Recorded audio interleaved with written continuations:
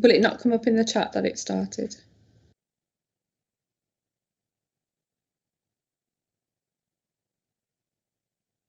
Okay, that's fine. Brilliant. Good morning, I'm Councillor Nikki Brennan and I will be chairing this hearing of Subcommittee A of the Licensing and Public Protection Committee of Birmingham City Council. Before we start, can we please all mute our microphones for the moment in order to improve the sound quality whilst I outline the procedure? Can you also please turn off your cameras with the exception of the committee members, unless you are the person speaking? This is to reduce bandwidth. Committee members will have their cameras switched on throughout the hearing.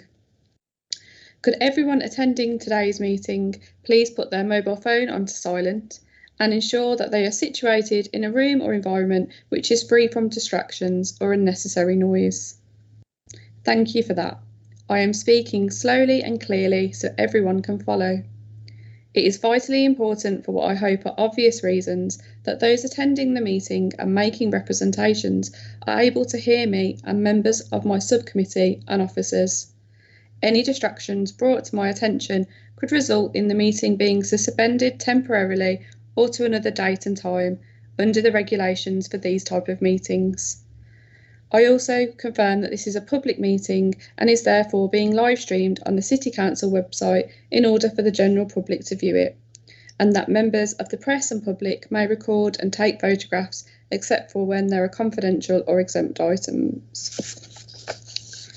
Members are reminded that they must declare any pecuniary or non-pecuniary interest arising from business to be discussed at today's meeting.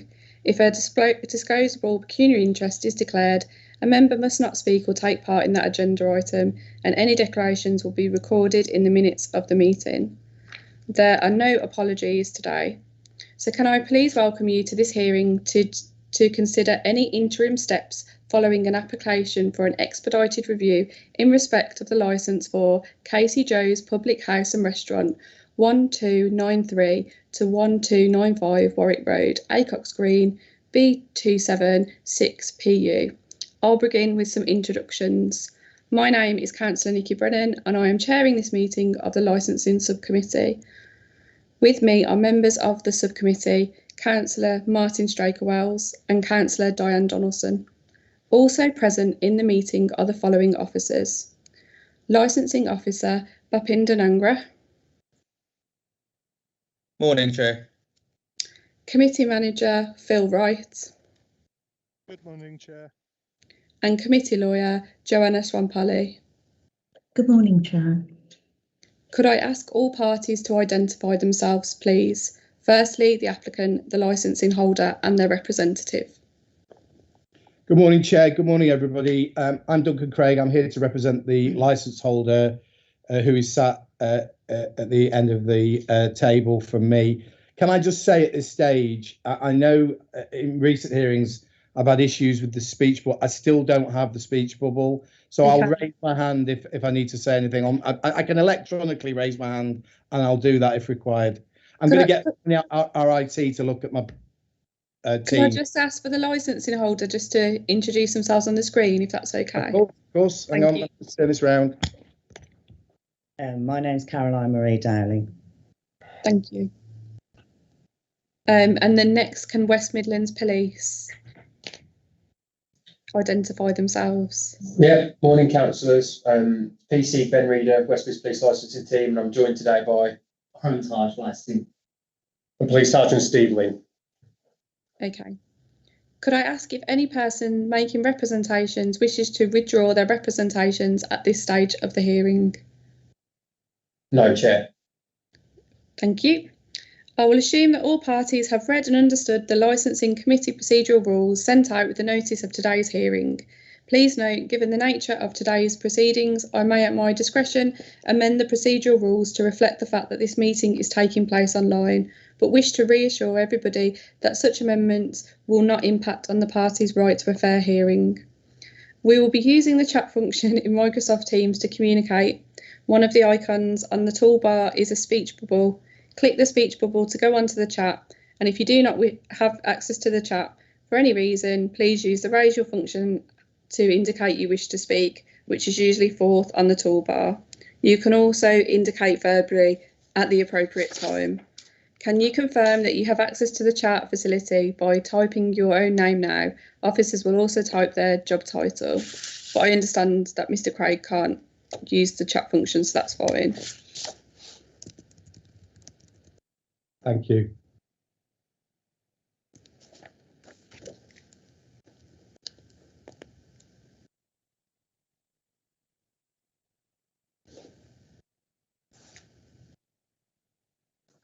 Apologies, Chair. My chat function doesn't appear to be working here either. Okay, are you able to use the raise your hand function if you Let me need just- to? Let me just try. You can try, yeah. Yeah, I've got it up on the. Okay, thank you. That's brilliant. I don't think anybody's dialed in by telephone. So with the exception of subcommittee members, please keep your cameras off unless you are the person speaking. If there are any problems with bandwidth which cause difficulties with the sound, I may in my discretion ask everyone to turn their camera off in order that the meeting can proceed with everyone being able to hear and be heard.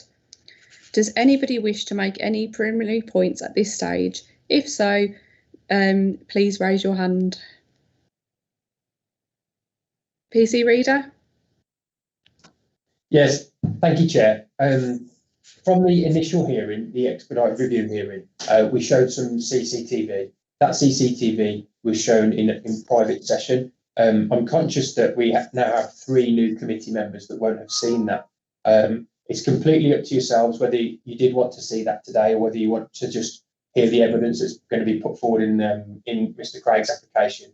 If you do want to see it, I would request that we went into private session to see that, please, because of the reasons that were outlined at the previous hearing. Okay. What I'm going to do is I am going to ask the 2 members of my subcommittee and to come into private session with me, just so we can discuss whether we'd like to see the CCTV, if that's okay, and then we will return and resume the meeting. Thank you. So we'll just leave the meeting briefly, but then we'll come back in. So can I just ask that the live streaming is paused?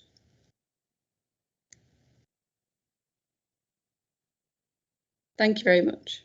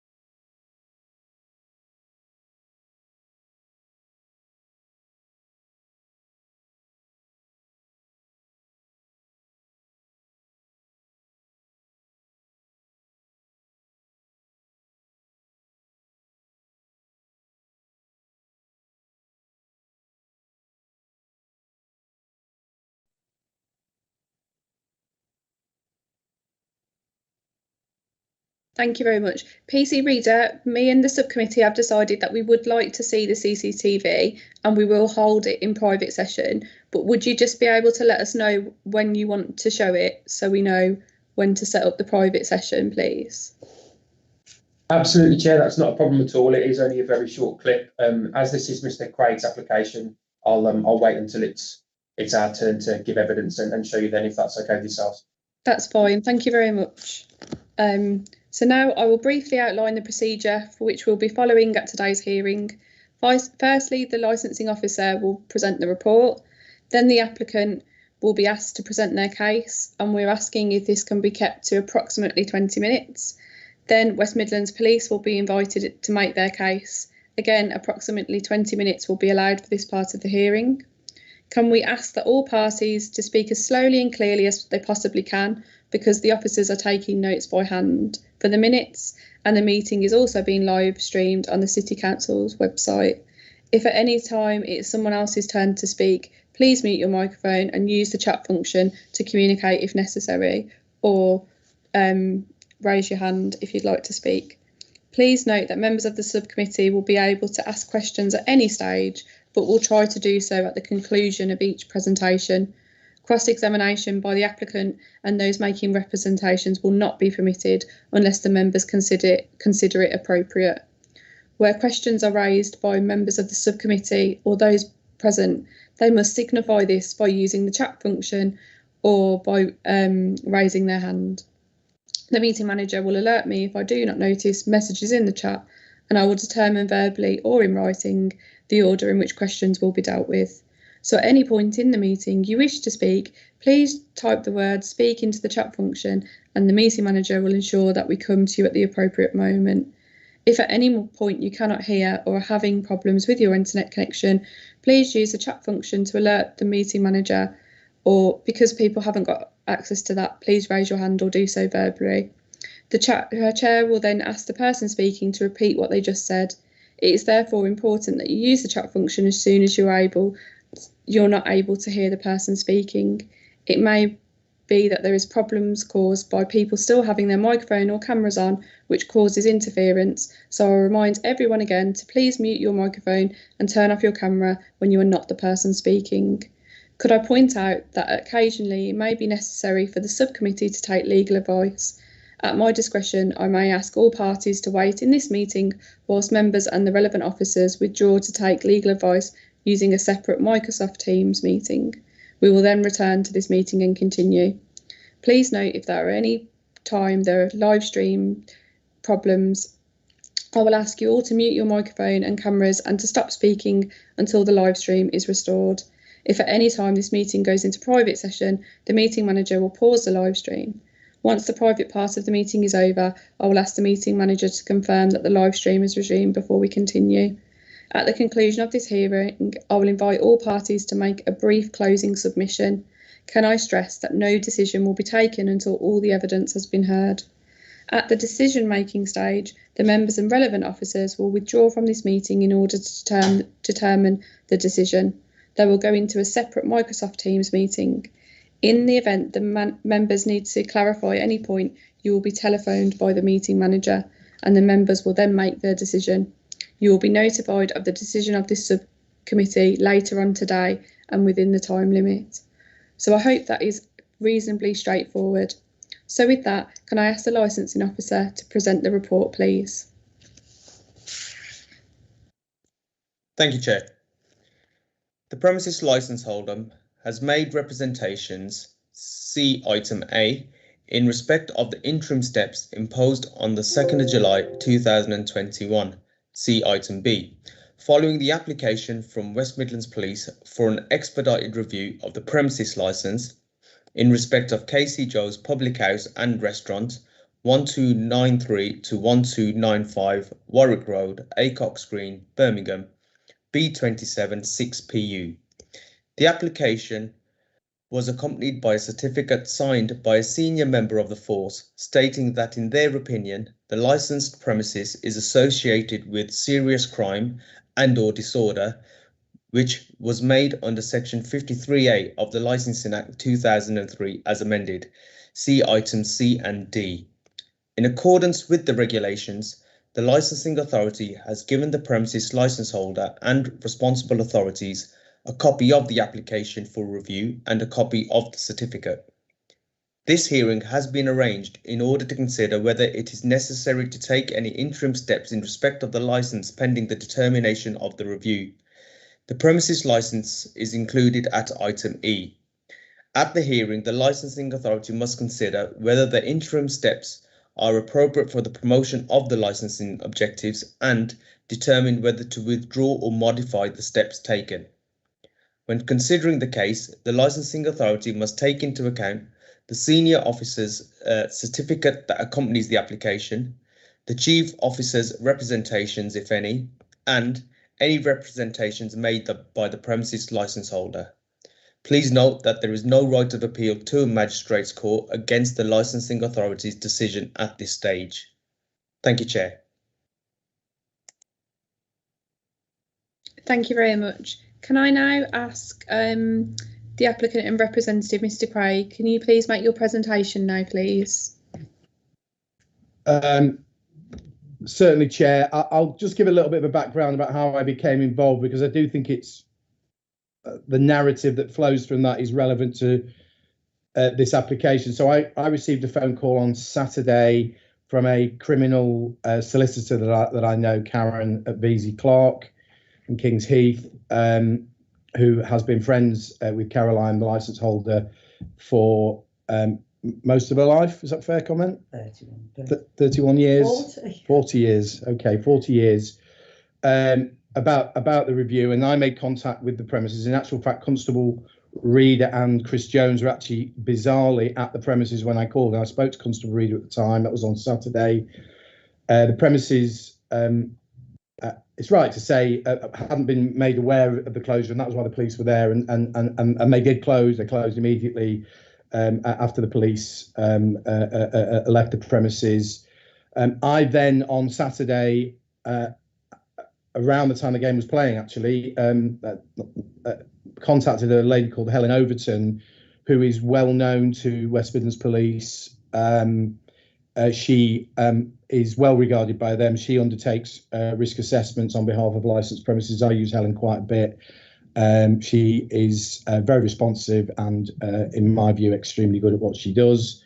And I asked Helen, I'd already had a conversation with Constable Reader, but I asked Helen if she'd be in a position, theoretically, to go to the premises themselves on Monday afternoon, if that was deemed appropriate. I then visited the premises on Monday morning at 9:30. I had a conversation with them about the way forward, and it was agreed that they would get Helen to go down to the premises. Helen did that in the afternoon. Did the initial risk assessment. I'd already flagged up to your, as I always do with, let me say this as well. I know that perhaps some of my professional colleagues occasionally stick these representations against interim steps in as a matter of course. I don't do that. I only do that where I feel there's significant merit in the application, because I don't think I'm doing my client any favours, frankly, if I'm making representations that aren't going to go anywhere. So that was all. I made it clear to my client at the time that I would only make this application on their behalf, or I would certainly only advise them to make this application if I felt there'd been some common ground between me and West Midlands Police. And so throughout the course of Monday, first of all, I notified your licensing authority informally that this application would be coming in. And secondly, I was liaising with Constable Reader directly throughout the day. And so Helen's risk assessment came in. I sent that over to Constable Reader yesterday morning. Just prior to that, I'd put the application in because the wheels were turning on it to an extent where I felt comfortable about that. Then, following that being served, there were one or two tweaks that followed from the Prime Minister's announcement as well. So a second version went through to the police. I then yesterday at about 2:30 went to Lloyd House and met with Huron, Constable Reader, and watched the footage that you are going to see. It is not pretty viewing. I'm not going in any way try to obscure that. It's a particularly cowardly, actually, assault by somebody who knocks somebody out from behind. It's an appalling attack, actually. There's no other way to describe it.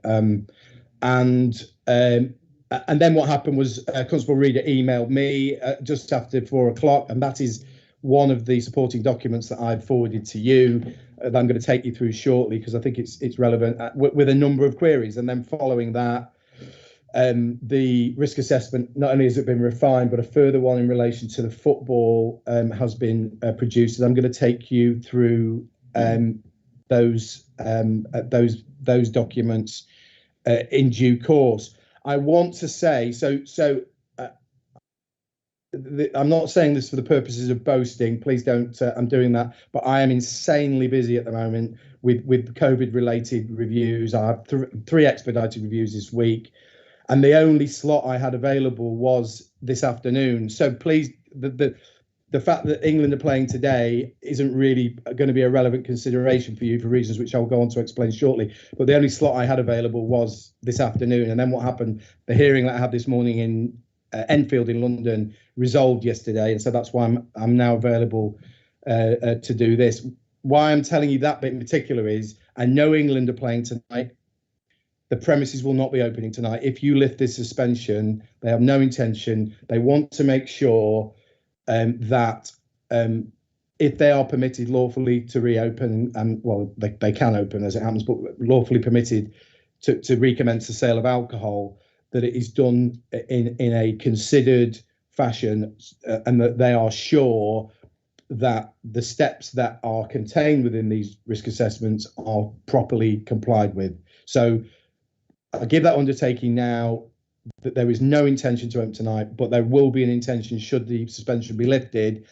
And I guess it is contingent upon England winning tonight. But certainly if England are playing, there would be an intention to open on Sunday in a way that is in accordance with the second risk assessment, the Euro 2020 risk assessment. So that I hope provides. It may appear that there's been things have moved quite quickly following the suspension, but that's not been done in a way that's in any way casual or flippant, or that it's been done in a considered fashion based on ongoing conversations with the police, engagement with somebody who's undertaken a risk assessment, me liaising with the premises, and me putting this application in because I feel there's considerable merit to it. So I in my 8 years of practice in this city, in fact, I can be very sure I've done more expedited reviews than anyone else, certainly the last 3 or 4 years.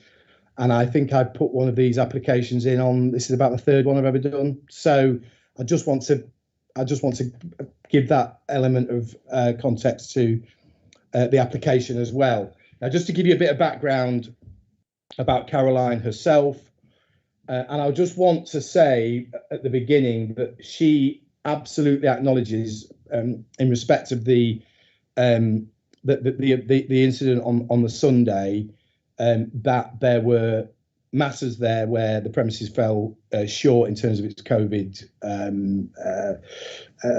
responsibilities and requirements, and she acknowledges that, and she is. I can say that she is upset about that and feels terrible about it, actually. And one of the reasons she feels terrible about that, there's lots of reasons why, but obviously somebody's been badly injured.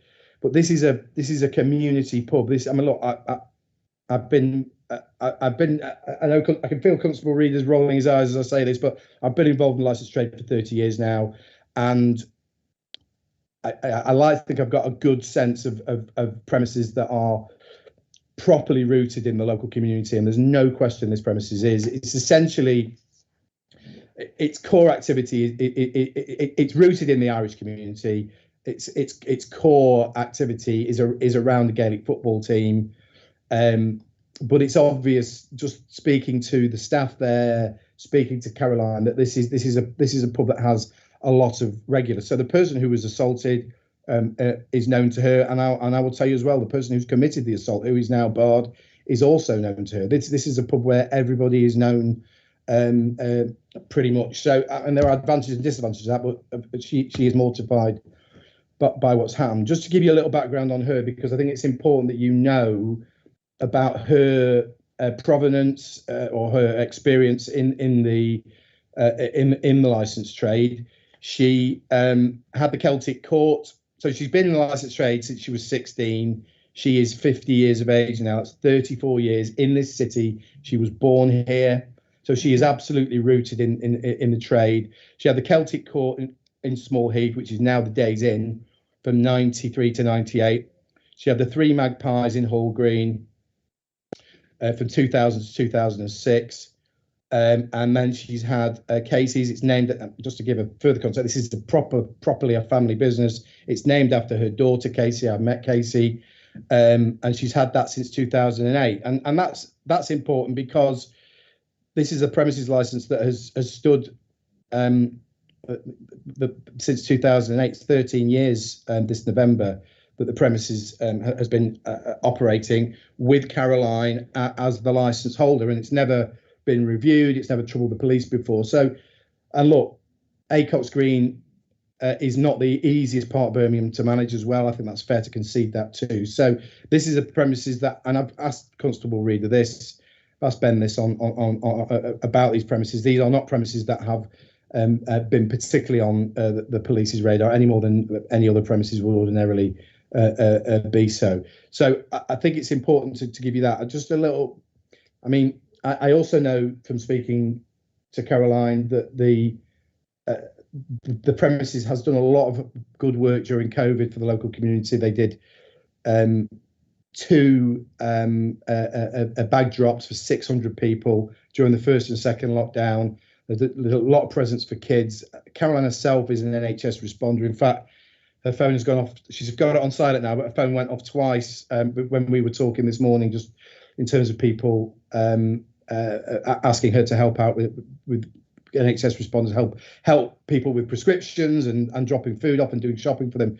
And so she has a real sense of being part of the local community. And I think that is something that is important for you to consider. I'm not just saying that for the sake of providing you with her CV. This is somebody who really cares about the people who come in her place. She cares about the premises that she owns and operates. And I guess at the weekend, when people couldn't come in for the England game, she felt she was letting her customers down a little bit. And I think it's important for you to know that, because this isn't often in these situations, people trying to get the suspension lifted for entirely for commercial reasons. It isn't just about that for Caroline. She wants to make sure that her customers are able to go to the bar as they've not been able to for a long time, but to do so in a way that she wants to ensure that they're safe. So a little bit of background on her, a little bit of background on the on Caroline herself.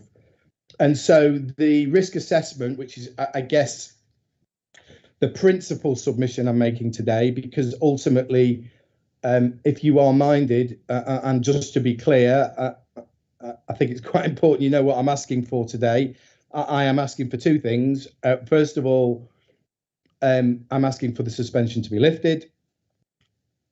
And I'm also asking that the removal of Caroline as DPS is rescinded or withdrawn. And I've discussed the latter of those 2 with Constable Reader. He agrees with me. She's the licence holder. She is rooted in the business, and given her background and her experience, removing her as DPS, I just don't see that as a certainly in respect of the position now, as a proportionate or I suppose workable approach.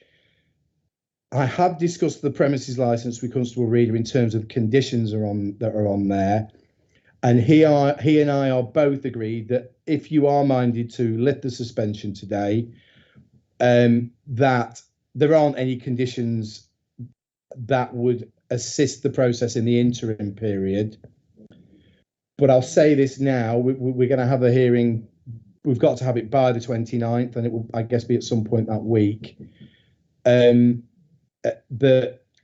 we are both agreed that the conditions need tidying up at the end of this, because the licence is of some antiquity. It goes back 13 years, and the conditions just aren't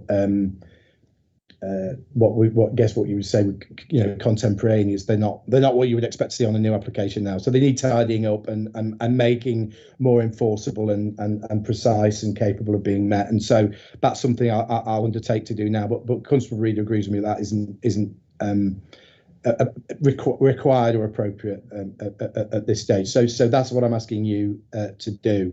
So, as I've said, Helen did the initial COVID risk assessment.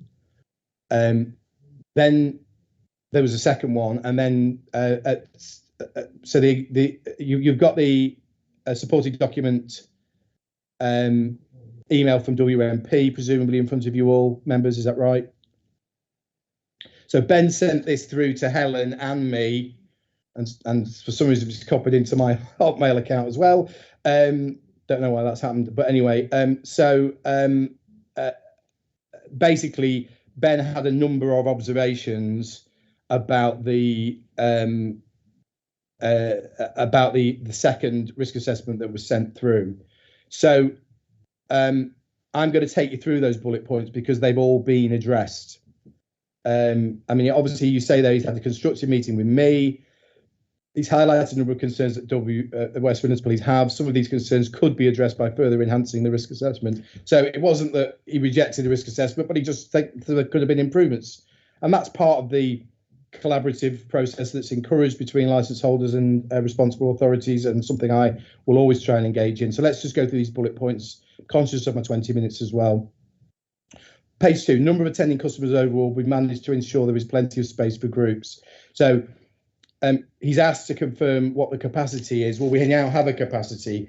So I know that the West Midlands Police revisited the premises on the Tuesday, which was the 30th. And no, it wasn't. It was the 29th. Forgive me. And there was, which was that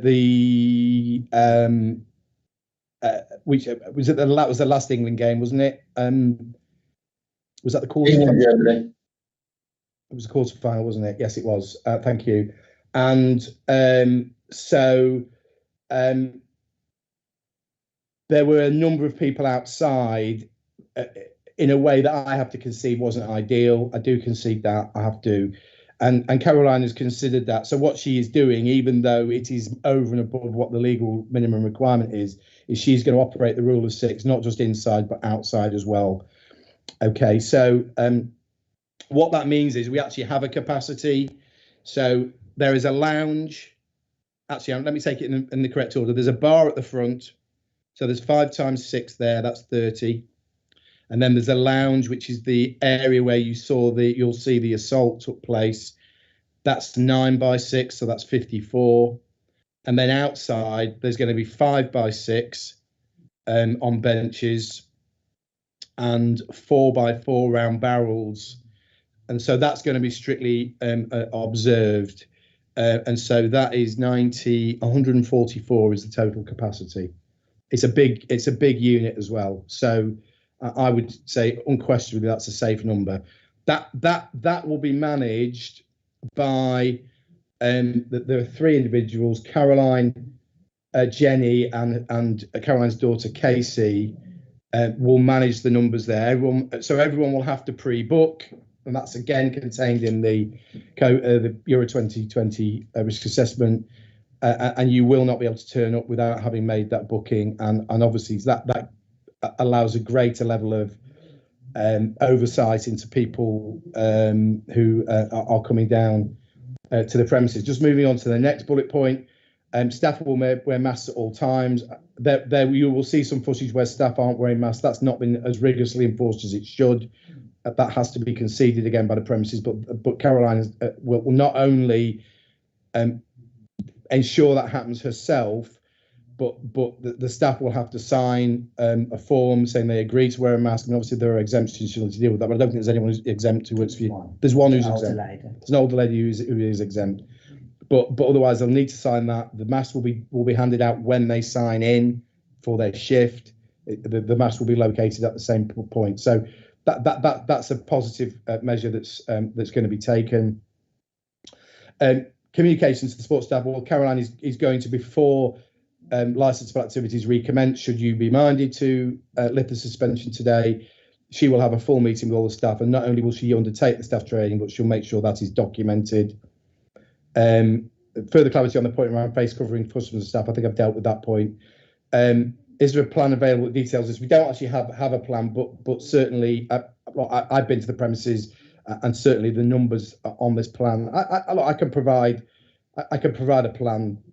If I give an undertaking, I can provide a plan to the police and the licensing authority before licensable activities recommence. I can give that undertaking now, and because they're not going to be doing that tonight, so I can undertake to do that if that assists in any way. COVID marshals, right? So, and that's sort of linked in to door supervisors, because the premises has risk assessed the position with regards to door supervisors. And first of all, I can say this with using my, I guess, experience I've got in terms of my wider client base. Getting door security for Sunday is going to be an absolute nightmare. It's difficult at the moment. It's the only part of the sector actually. It's a nightmare. Well, it's not getting any staff at the moment. Actually, your kitchen staff, front of house staff. It's awful for most premises, but certainly getting door security. But there's another layer to this. So, what Caroline is proposing to do is have 3 COVID marshals. Now, these aren't some randoms that have been picked off the street. These are 3 ladies in their 50s who are all extremely well known within the premises. They're all teachers. They've got close links to the Gaelic football. In fact, they're on the committee. They are so. I've already explained to you about the premises being very much rooted in the Irish community, and as a consequence, obviously, and being in Birmingham, St Patrick's Day is a huge day for them. And these ladies act as marshals on St Patrick's Day at the premises, so they ensure that the premises are operated in as orderly fashion as possible on that day. They've also got experience as COVID marshals and COVID supervisors, give it whatever title you wish, in relation to the Gaelic football. Why that's relevant is there was a period where there was a limit to 30 spectators, so when the Gaelic football team was playing, these 3 ladies were wearing their high-vis jackets and at the Gaelic football, ensuring that there was compliance with the rules there. So they have experience and dealing with things like plastic glasses and other matters like that. They will be distinguishable in the premises by way of wearing high-vis jackets. They are, as I say, extremely well known. A lot of their sons actually work in the premises or have worked in the premises previously. So these are people who are going to be listened to, and so their function will be to ensure that people stay where they're supposed to stay, that they're sat down, and that they are operating in a way that is safe. That will be their job. There'll be one outside, one in each room, I guess, one in each part of one outside, one in the lounge, one in the bar. So it has been risk assessed, but it is felt that these ladies are going to be they're going to be listened to. They're not going to be messed around with. And I know you'll have questions for Caroline herself. She is.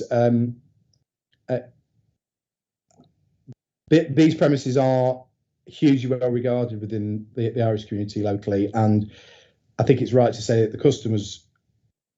Well, I've had a girl in my office say that someone that she didn't even know I'd been given this instruction. She told me that someone she knows is a regular there, and he's upset about the premises license being suspended. So these are so why that's important is that the customers as well have got a vested interest in this application succeeding, because they want to have a viable, workable community premises going forward. So this isn't just some premise that's been open for 6 months, and it is long established and well regarded within its community.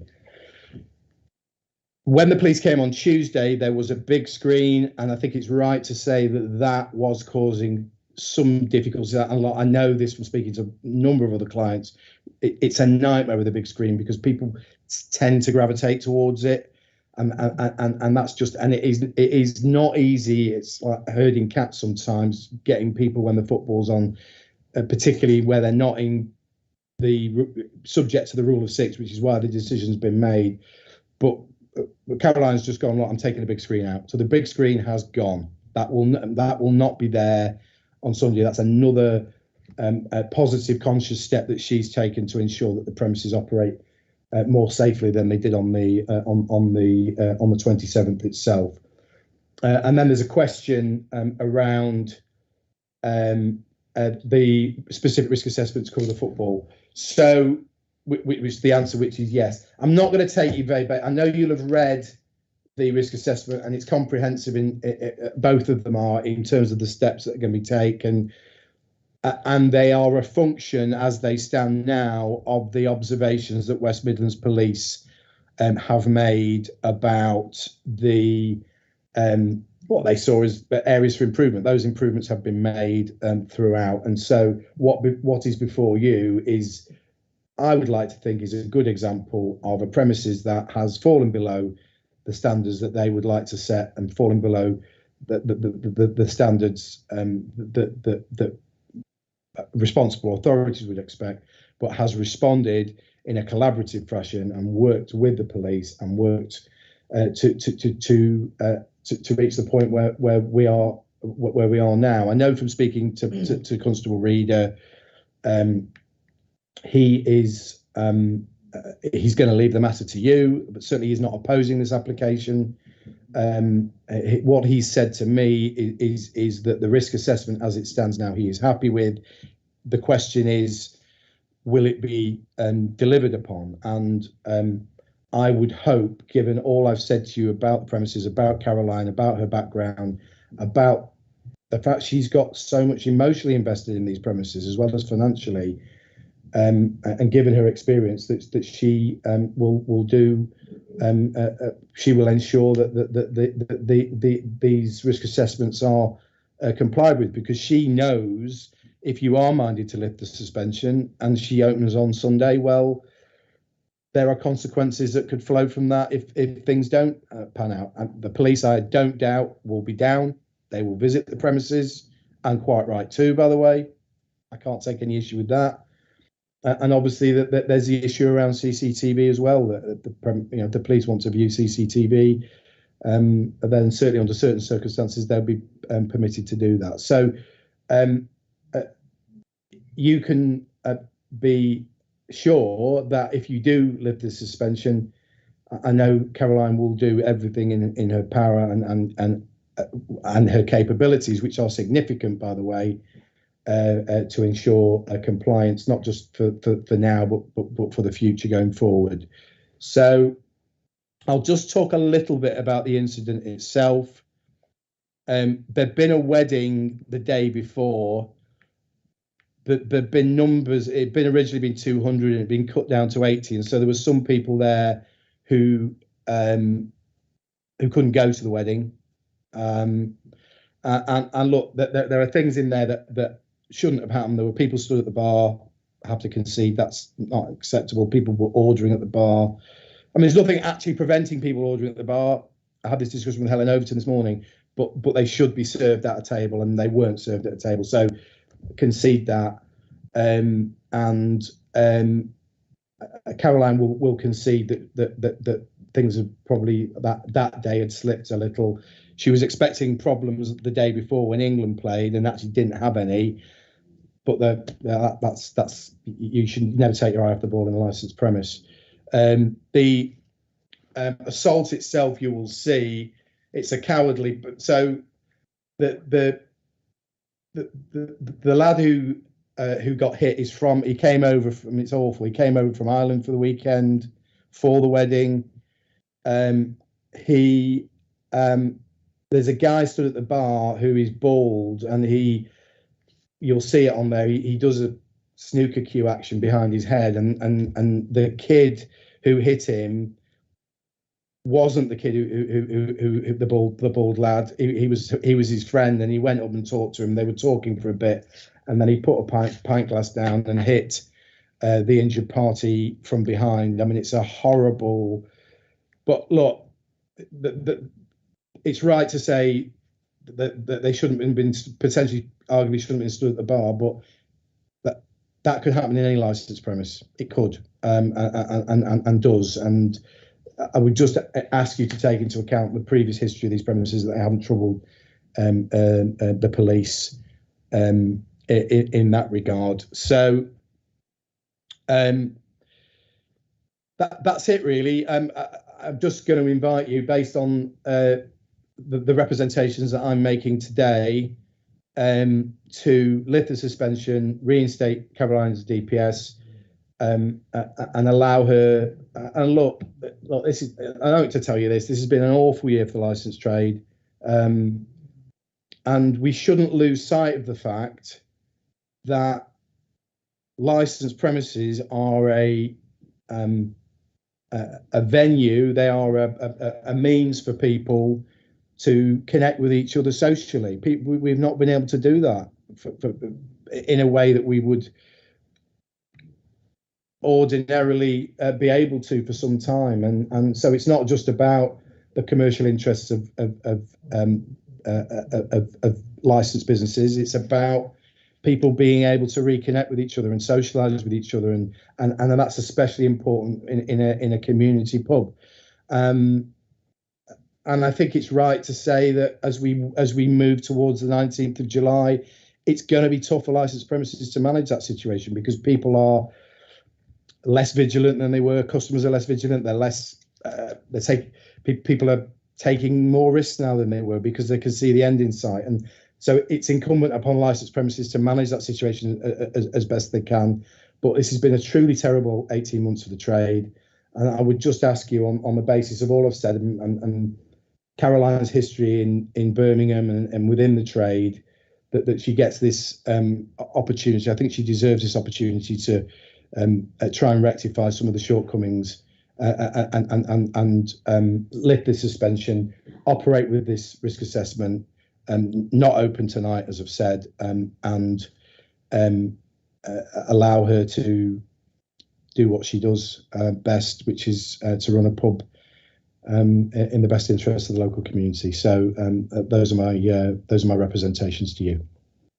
Thank you very much, Mr. Craig. Can I just make sure that's all of the submissions from your party? Did I go over the 20? I don't know if I did. You did slightly. Sorry about that. Well, there we go. That's fine. If that's all the submissions, I will invite members to ask questions. So do we have any questions from members?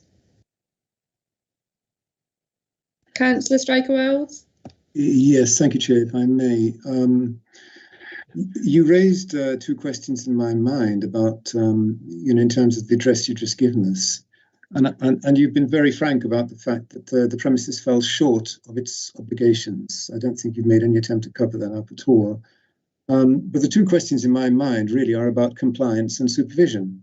Yes. Compliance with the COVID regulations, which are still in force as far as I know, despite the fact, of course, there's been some relaxations about people being able to go into pubs and so on. And it's just a question about, for instance, the fact that everybody knows everybody else in this pub. The DPS has been in the trade for a very, very long time. And even if they've not had any problems with the police before, those COVID guidance should really have been adhered to. And that brings me to the question of supervision, you see, because even though I understand what you're saying about things can happen in any pub, the fact is that there were a lot of people moving around, there were people at the bar, and my understanding of the COVID regulations are still, or the guidance is still, that there shouldn't be that much movement allowed.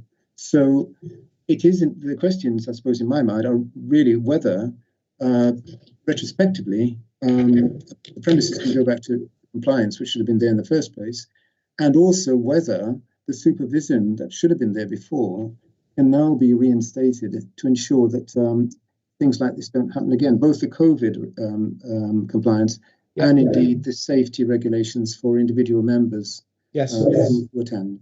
Thank you, Chair. No, let me answer that firstly. First of all, Caroline wasn't there that night, were you? So she wasn't there that night. She done the England game the night before, and it was a relatively quiet night on the Sunday, and so I hope that addresses your supervision point. What having spoken to her, look, I'm just giving you my perspective on this, but it's not like the premises haven't been compliant. It's not like they haven't been doing anything. That they have. They've been doing lots of things. They've been taking people's details. They've been, I've walked around the premises, and 2 lots of fogging. Sorry. 2 lots of fogging, sanitised all the time. Yeah, 2 lots of fogging, place sanitised all the time. Rule of 6 applied internally. Certainly, it was just that particular night. But I don't want to. If I perhaps undersold Caroline in terms of her responsibilities, it was just that night things fell below where they should. But it's not that the premises has not been complying. They have, and certainly I've seen evidence of that. But Caroline, in terms of going forward throughout the next, it's 2 weekends, isn't it? And you're going to be there every night. Yeah, she'll be there every night. She'll be there every single night. And could I, Chair, ask another question that follows from that? Yes, of course. So who was supervising on that night, and what was the expectation of supervision that was going to take place if the DPS was not there? Sorry, I know the answer to that, and I should have made this point, and thank you. I didn't make the point because I think it is quite important. Is Casey was there, who the eponymously named Casey, and she in fact called the ambulance. She dialed 999, and you'll see the victim, the injured party, stays with him, lying prostrate. So perhaps Caroline is better placed to answer that in a bit more detail about the supervision that night. So I'll just turn the laptop to her, if I may, Councillor. Hi. So with the Euros, we've overstaffed it. So we've always had about 9 members of staff working, and of course there's Jolene, Jess, my daughter Casey, and myself. So with all the Euro games, we all have to do, the 4 of us have to work for all the England games. So on the Saturday there was an England game, and then on the Sunday I spoke to Casey. 2 of the girls took it, which is Casey and Jess. Spoke to Casey. No, it's quiet. You don't need. It's quiet. There's only about 25, 30 people, and you don't need. Of course, I'm at home. I'll check. Like rang her again. All right, Casey, everything all right? Yeah, it's fine. It's quiet. The lads that drink in the bar, they played golf in the day. They were all gone by 6, 7 o'clock. It's really quiet. She said, I think there's not that many in here. So you take that on in that 3 members of staff, whereas the night before, maybe 180 people, 9 members of staff. And with all the games in the Euros, we haven't had one bit of bother, no trouble, no nothing. Just unfortunate that night, which, partly is to blame for us because we probably should have had people seated, which we thought 30 people, we know the whole lot in there, took our foot off the pedal coming towards the ends of COVID. And it just was a real unfortunate incident that happened, and we were just all, upset about it. And, that's what happened. But Casey then, when it happened, she rang 999. She stayed with the guy. The other girl, Jess, who was working with her, paramedics were talking to her what to do, and talked her through all that. Obviously, they rang me straight away, and then the other manager lives upstairs. She came down straight away. So, we acted as best we can. Thank you, Chair. I should just add, I don't know if Councillor Reid or his colleagues are aware of this. Just for completeness, the person who committed the assault, obviously the police have been assisted with the CCTV in terms of the investigation, but I don't think there's going to be particularly difficult investigation because he handed himself into the police the next morning and has confessed to the crime. So at least the victim will be spared the trouble of going through a trial, etc. He's fessed up to that, and quite right too. I mean, yeah, frankly, he's got nowhere to go.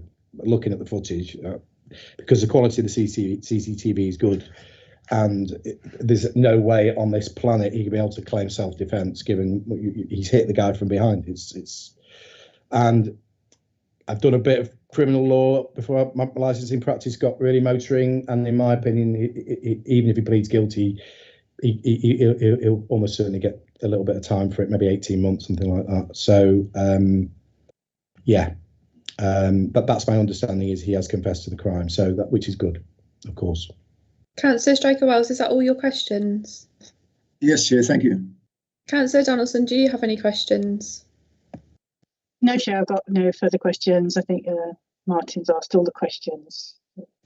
I have one question, if that's okay, and it's about the booking system that you put on the risk assessment. How exactly is that booking system going to work? So if I wanted to have a table, could you talk me through the logistics of it, please? I'm going to turn the screen round again, Councillor Brennan, because I think Caroline's a far better place to answer that than me. So what Casey has done, because she's on social media, obviously I'm not, she set up a Casey Joe's Instagram page. So what you had to do each week, the tables were released at like 10 a.m. on a Wednesday morning. The bookings came through her name, address. Did you want 2, 4 or 6? She managed them all. She'd done a spreadsheet for each game, who was coming in. They signed in, taken to their table and track and trace. And, you know, she has even got the one that she had done for the other night. She that's how she managed it. She set up a, you know, like, so that done a booking system through that. Then when you came in, you gave your name, address, and you were taken to. But being honest with you, I'd say 80% of the tables were known customers. So that was through all through the matches, the games. So if I was a customer, I'd have to do it through the Instagram. There wouldn't be any other way to book a table. People did phone up, but it was easier if Casey just managed it on her own. So she'd done it. She'd done the bookings through, set up Casey Joe's Instagram, and then you message, can I have a table for 6?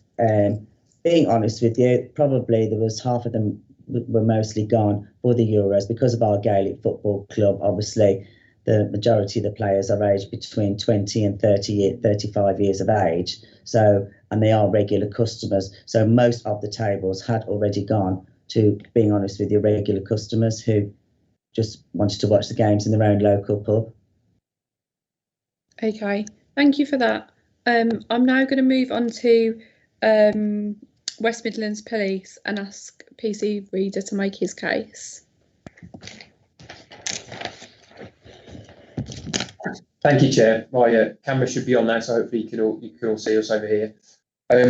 In terms of a presentation, I haven't got a formal presentation to give because that's been delivered at the first hearing. What I've got really is a number of bullet points to address matters that have been raised by Mr. Craig, and I'll go through those. I'm conscious that you haven't seen the incident. Would you prefer me to show you that first in private session, or do you want me to address issues that have been raised by Mr. Craig? I think it would be best if we saw the CCTV first to give us the context. Absolutely, I've got that set up and ready to go. So if you want to go into private session, then I can share that with you. Phil, do you want to come in? Yes, Chair. Then, so I'm just sending out an invite now. Then to all members, the legal representative, licensing officer, and both parties. Will that come through on email? Yeah, it's going to come through any moment now. I'll just stay around to check that you've got it. I will pause the live stream at this point then while we go into private session.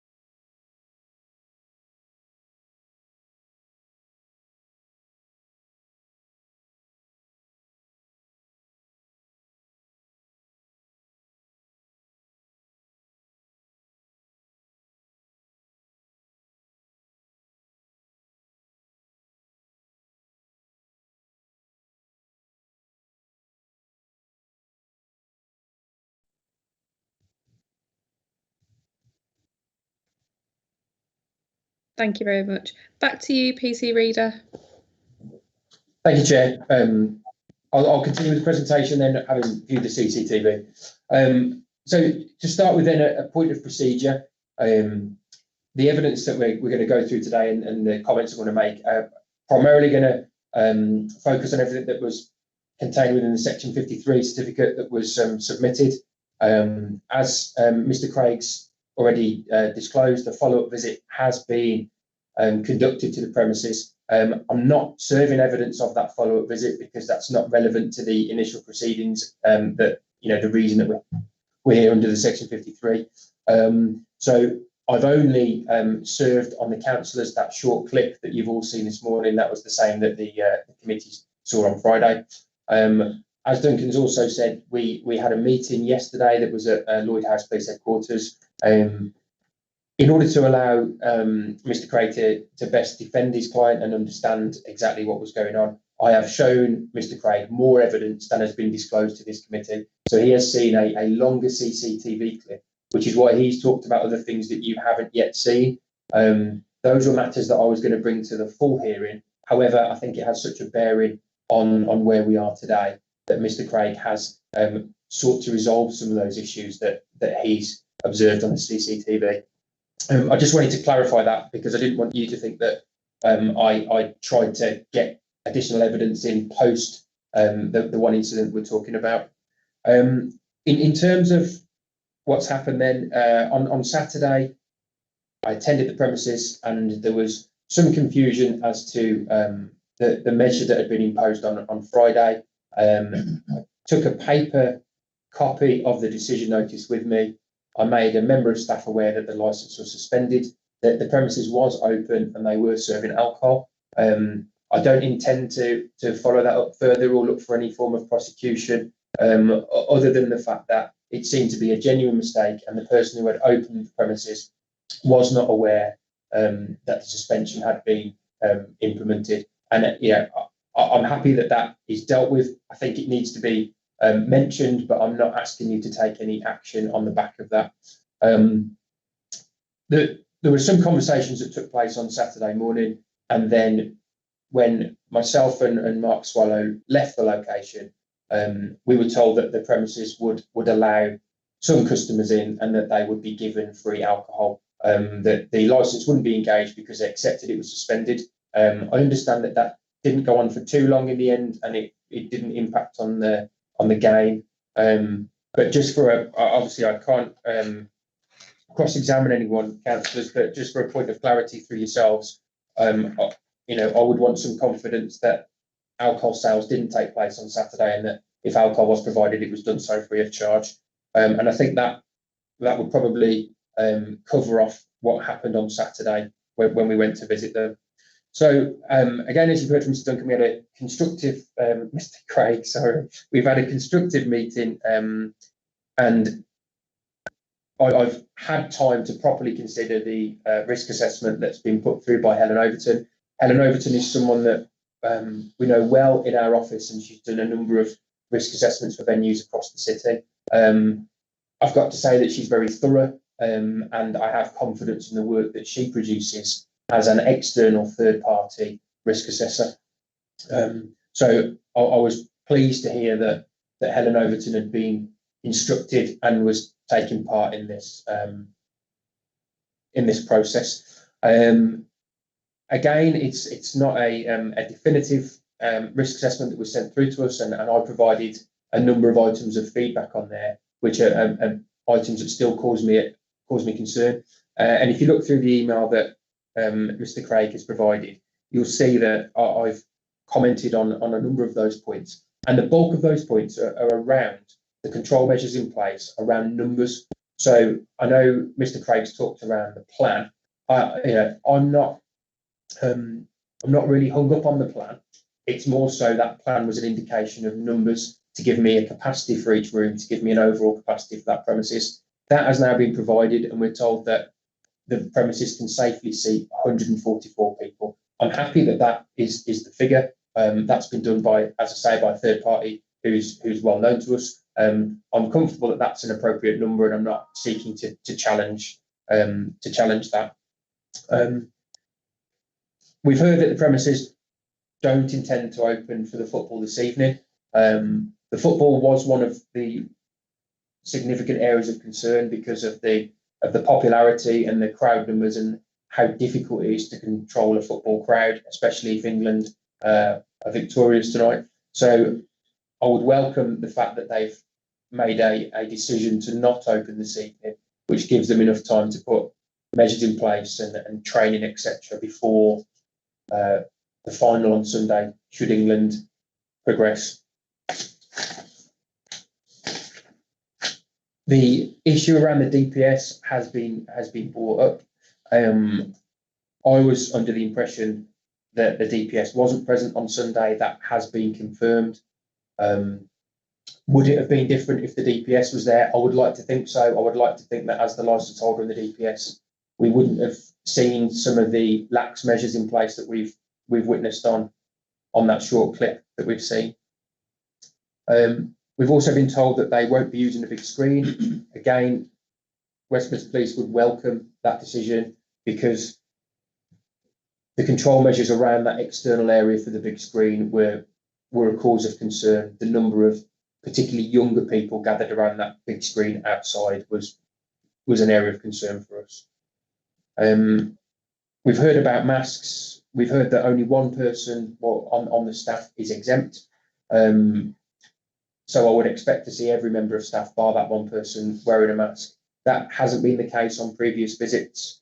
So I think we just need confidence that Caroline is going to follow this risk assessment and take it seriously to the point that all staff will have masks on and that they will be challenging people.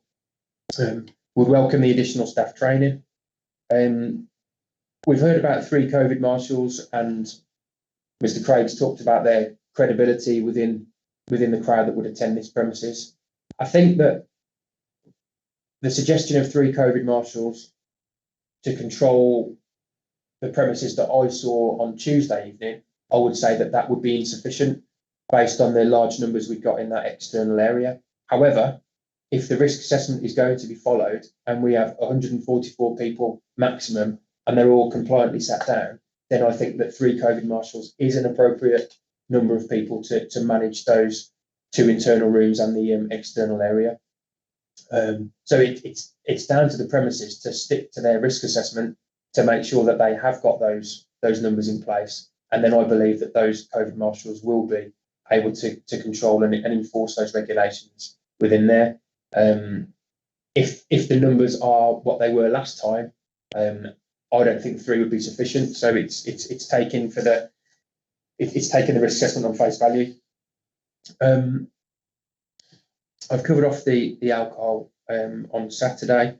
The other thing that I would bring up, which is just commenting on what the licence holder has said, when she talked about Sunday evening, she said that she spoke to her daughter. There were 25 to 30 people in. It was quiet and it was easy to control. It should have been easy to control, sorry, in my opinion. If you've only got 25 to 30 people there, that should be a situation where you're not being challenged and you should have tight to control. As we'd said at the previous hearing, if tight to control measures had been in place and everyone was sat down with service to the tables, we may not have had that escalation to the assault that we've just viewed. So it really is about whether as a committee you've got confidence that this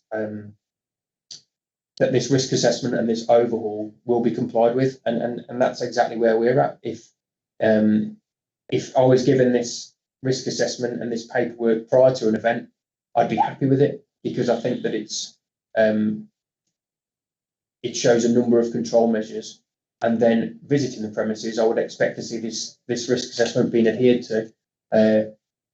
As I've said, it's down to confidence in the licence holder, and it's what the process that they've been through, what's happened on Saturday, the loss of revenue, all of these matters, I'm sure will focus the licence holder's attention to ensure that this is complied with. Should you decide to lift the suspension, obviously there's a number of weeks until the final hearing. During that time, they will be visited by licensing officers. Those licensing officers will have body cams on. We will be going there to ensure that this risk assessment that we're being told will be complied with is being complied with. And then if there are any issues, then that's something that we would raise with you, councillors, at the full review hearing. I've got nothing further to add in terms of presentation. I'm just happy to take any questions you may have. Thank you very much. I'll move on to members' questions. Councillor Straker-Wells, do you have any questions? Thank you, Chair. Yes, if I may. The word you've used twice is confidence, and it really is, that is the key issue in my mind. How confident can we be about implementing the risk assessments, implementing changes that have been made, about the numbers, about the spacing, about people being seated and about being served and so on. So it's an act of faith, but can I press you a little bit and ask you whether you feel that all of those precautions, if they were implemented, would enable us to feel secure and confident?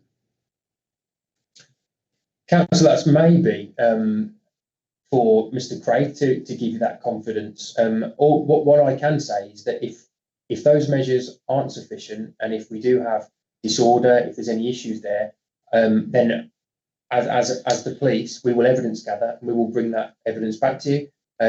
I think the premises know that they've had legal advice, and I think that they will be cautious to allow anything like that to happen, knowing that it will be put forward before yourselves again in 2 to 3 weeks' time when we have the full hearing. We have to have faith in them, I think, and we will conduct visits to ensure that those measures are being carried out. Thank you. Thank you. Thank you, Chair. Do you have any questions, Councillor Donaldson? Thank you, Chair. It's more of a statement. The question is confidence, as Martin has stated, but the plan looks comprehensive in itself. So, but the issue is, will it be implemented in full? Thank you, Chair. Do you have anything to say back to that, PC Reader? Again, I don't think I'm the best person to answer that. If Mr. Craig is going to sum up, that might be something that he wants to address the councillors with. Well, I don't have any questions, so I will ask you to do your closing submission. PC Reader. Thank you, councillors. I've nothing further to add. I think I've covered everything. I've addressed all the points that have been raised by Mr. Craig. We've seen the CCTV. We know what's happened. What we want is to get to a position where that can't happen again, because we've got adequate control measures in place. This risk assessment is a toolkit for the premises to do that. They need to comply with that. And as you pointed out, it's just whether we have confidence that they are going to do that. Thank you. Thank you very much. Mr. Craig, the licence holder, would you like to make your closing submission? Yeah, I'll respond to the two questions, but I'll say this now while we're in open session. Definitively, the premises closed 5:30, 6 o'clock on Saturday, and I am in a position to provide footage to the police to demonstrate that. But in actual fact, the police drove round the block. It wasn't. I don't think it was Mark and Ben. I think whoever the local community officers, they drove round. There were roller shutters on the front, and they were down. And I can certainly demonstrate that the premises were empty. So hopefully that addresses that query.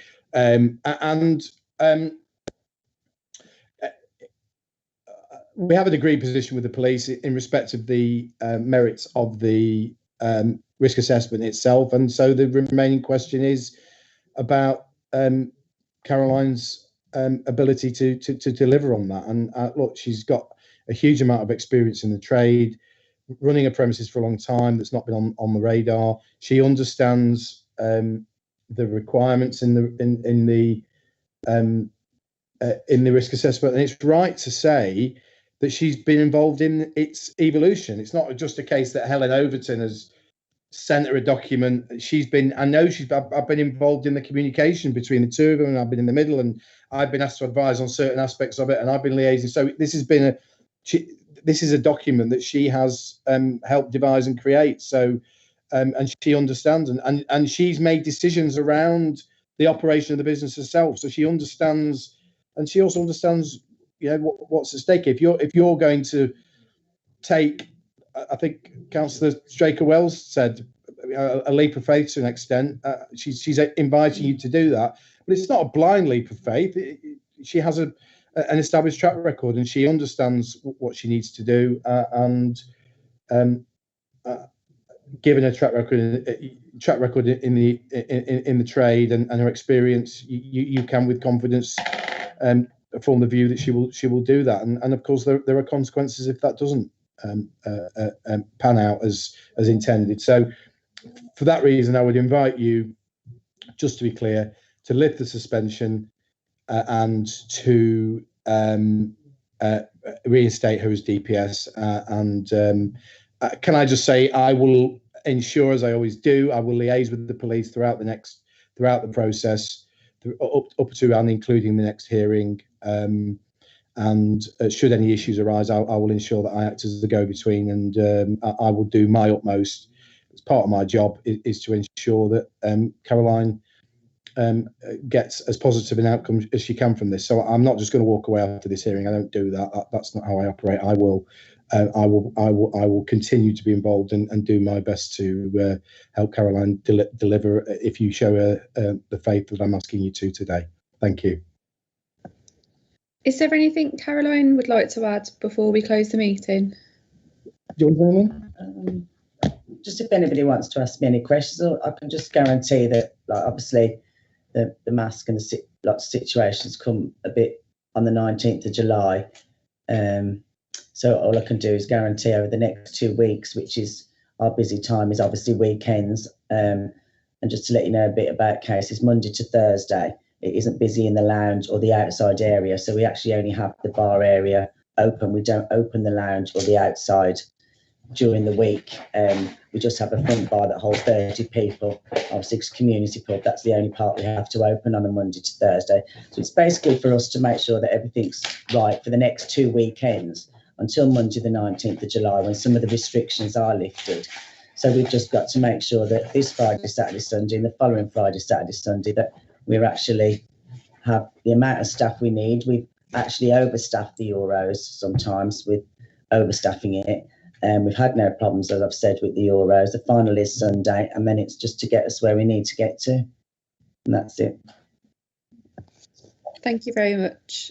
I will now ask all parties to leave the Microsoft Teams meeting, and the members of the committee, the committee lawyer, the committee manager will go into private session, and the subcommittee makes a decision. You'll be notified of the decision by the end of today. So thank you very much for everyone's time this morning. Thank you all. The decision will be with you later this afternoon. Can I ask that the live stream is now stopped?